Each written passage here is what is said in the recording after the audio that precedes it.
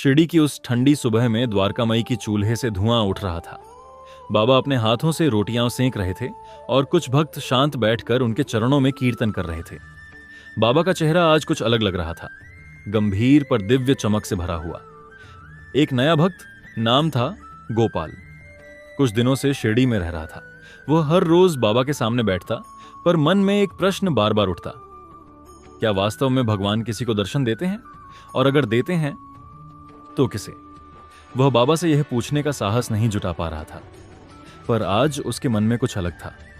उसने सिर झुकाया, बाबा के चरणों में फूल रखे और धीमी आवाज में बोला, बाबा, क्या मैं भगवान के दर्शन पा सकता हूं? बाबा ने मुस्कुराते हुए उसकी ओर देखा। आंखों में एक ऐसी गहराई थी मानो सारा ब्रह्मांड उन्हीं में समा गया हो। बाबा बोले, गोपाला, भगवान के दर्शन देखना आसान नहीं, लेकिन असंभव भी नहीं।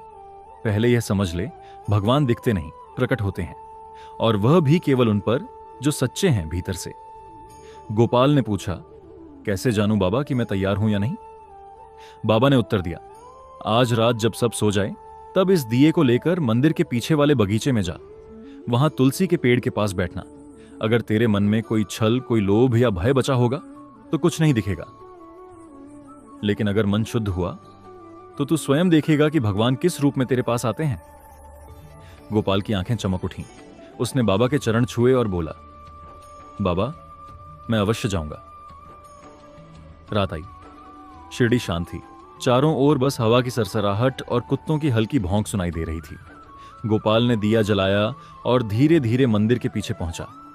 आकाश में बादल छाए थे, पर तुलसी के नीचे हल्की सी रोशनी फैल रही थी, मानो कोई अदृश्य शक्ति वहां उपस्थित हो। वह बैठ गया, आंखें बंद की और बाबा का नाम लेने लगा, साईं राम, साईं राम। पहले कुछ नहीं हुआ, फिर अचानक हवा तेज चली, दिया टिमटिमाया। उसने आंखें खोली। सामने किसी का धुंधला सा आकार दिखा, सफेद कपड़े, चमकता चेहरा और आंखों में दया की गहराई। वह कांप उठा। कौन? उसने पूछा। एक मधुर आवाज आई, भय मत कर गोपाला, तू जिस साईं को खोज रहा है वह तेरे भीतर ही है। गोपाल के आंसू निकल आए। क्या आप भगवान हैं? आवाज बोली, मैं वही हूं जिसे तू सच्चे दिल से पुकारता है, लेकिन याद रख, दर्शन पाने के लिए मंदिर नहीं, मन को पवित्र बनाना पड़ता है। इतना कहकर वह दिव्य आकृति धीरे धीरे ओझल हो गई। दिया बुझ गया, पर उसके हृदय में जो प्रकाश जला वह कभी बुझा नहीं। सुबह वह भागता हुआ द्वारकामाई पहुंचा। बाबा हमेशा की तरह चूल्हे के पास बैठे रोटियां सेंक रहे थे। गोपाल ने उनके चरणों में गिरकर कहा, बाबा, मैंने देखा। बाबा मुस्कुराए। किसे देखा रे? भगवान को बाबा, आपके रूप में, उज्जवल प्रकाश में। बाबा ने कहा, गोपाला, भगवान को बाहर मत खोज। जब मन का अंधकार मिट जाता है तब ईश्वर अपने आप भीतर प्रकट होते हैं। बहुतों को दर्शन की चाह होती है, पर केवल वही देख पाता है जो अहंकार छोड़ देता है। गोपाल ने सिर झुकाया। बाबा ने उसके सिर पर हाथ रखा और कहा, स्मरण रखो बेटा, भगवान कभी किसी से दूर नहीं होते।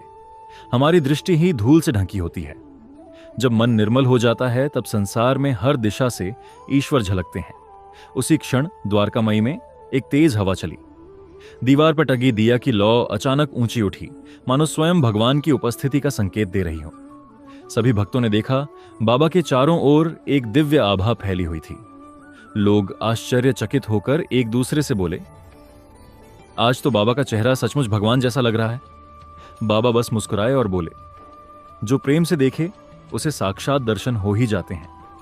उस दिन के बाद गोपाल ने कभी भगवान को मूर्ति में नहीं खोजा। उसे हर चेहरे में, हर आंसू में, हर प्रेम के भाव में साईं नजर आते थे।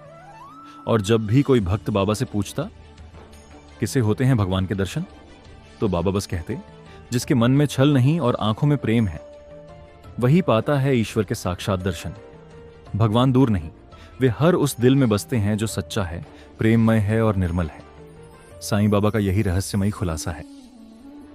ईश्वर को देखने के लिए आंखें नहीं, हृदय चाहिए।